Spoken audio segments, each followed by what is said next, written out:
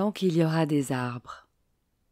Une série d'histoires d'arbres racontées par des humains pour qui les arbres comptent.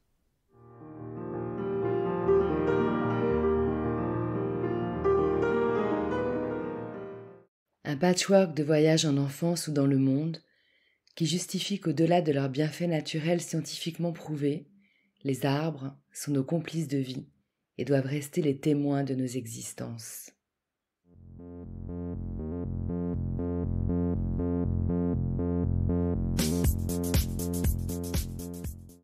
Je suis Nat Gross, fondatrice de Ma Pause Nature. Je guide des bains de forêt et des ateliers végétaux créatifs. J'aime fédérer autour de mes passions et créer du lien. D'une petite graine plantée, un terreau s'est formé et naturellement un réseau racinaire a vu le jour. Un arbre de parole et d'écoute est né et pour nourrir mon arbre, j'ai récolté des vocaux. Encore et encore.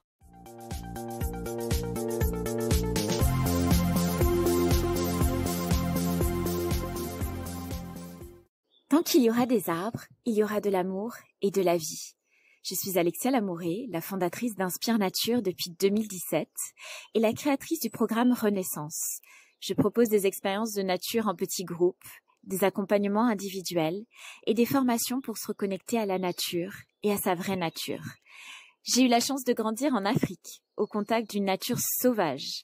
Après plus de 10 ans de carrière dans l'industrie pharmaceutique, j'ai choisi de prendre un virage à 360 degrés et de reprendre mes études pour revenir à qui je suis vraiment. Je vis aujourd'hui entre l'océan, les grandes dunes, les montagnes et les forêts du Pays Basque et des Landes. Je connais Alexia car elle est aussi guide en bain de forêt. On a été formées toutes les deux par Laurence Mons en 2020, mais pas lors du même stage. Et c'est bien dommage, car on a une vision si commune de la nature, et surtout comment un jour elle nous a rattrapés. Alexia pratique au Pays Basque et dans les Landes, où elle a créé Inspire Nature pour des accompagnements, lancer des projets éco-sensibles et organiser des écomarches à Seignos-Océan. 100 mégots ramassés en 1 heure, ça donne à réfléchir, non ? Je crois que le truc qu'on partage, c'est ce lien très fort à l'enfance, comme elle l'explique dans son TEDx Alsace, un sacré challenge, dont le thème était « Réenchanter le monde, revenir à la nature, notre vraie nature ». J'aime beaucoup sa définition de l'enfance, où tout se vit en connexion avec son cœur, avec les sens, cette évidence qu'il n'y a rien à comprendre, juste vivre l'instant et le ressentir. Que nombreux adultes semblent avoir oublié, mais pas nous. Lors de bains de forêt guidés, nous vous apprenons avec l'aide des arbres à retrouver cet état grâce à notre regard d'enfant, non pas nostalgique ni naïf, mais curieux et innocent, prêt à être émerveillé par les cadeaux que la nature nous offre en permanence, si l'on y fait attention. Si je devais te partager une anecdote avec un arbre, ce serait te raconter qui est l'arbre de mon enfance, celui qui a marqué cette enfance. Tu pourrais peut-être croire que je vais te parler d'un grand baobab, d'un cocotier ou encore d'un bananier. Pourtant, celui qui est le premier à me venir à l'esprit, c'est un grand sapin bien loin de ma terre africaine. Ce grand sapin Douglas se trouvait dans le jardin de la maison de mes grands-parents, où je rentrais régulièrement tous les étés et parfois certains Noëls, lors de ma plus jeune enfance jusqu'à l'âge de 17 ans. Ce sapin, il a été planté au centre du jardin des années auparavant, après un Noël, par mes grands-parents, ma maman et mon oncle, qui étaient alors enfants. Il s'est plu, il s'est développé et il s'est déployé avec vigueur au centre de ce jardin. Les souvenirs que j'en ai sont avant tout reliés à des sensations et à des émotions. Par exemple, je revois encore cette couverture d'époque rouge et noire à carreaux sur laquelle ma douce grand-mère m'allongeait l'après-midi alors que je ne savais pas encore marcher. Je ressens aussi l'odeur et le goût d'agrumes de ces aiguilles que j'aimais beaucoup mâchouiller. Je revois la profondeur de son verre, le bruit du vent dans ses branches. Ces branches, je m'y suis accrochée tant de fois.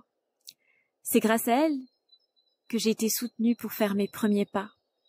J'ai aussi décidé de l'escalader, et c'est lui qui m'a appris à en tomber. Je m'y suis réfugiée, cachée, j'y ai tant ri. Je lui ai chuchoté tous mes secrets.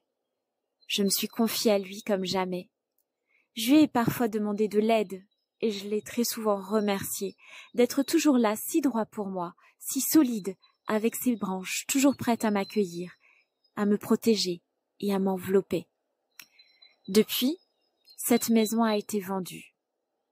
Pas un jour ne passe sans que je pense à lui.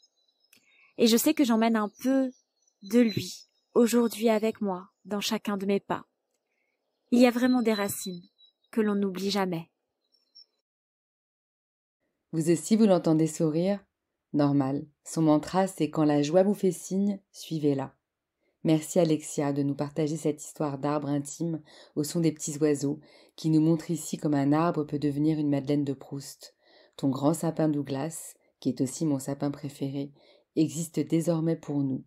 Tu lui as offert la postérité.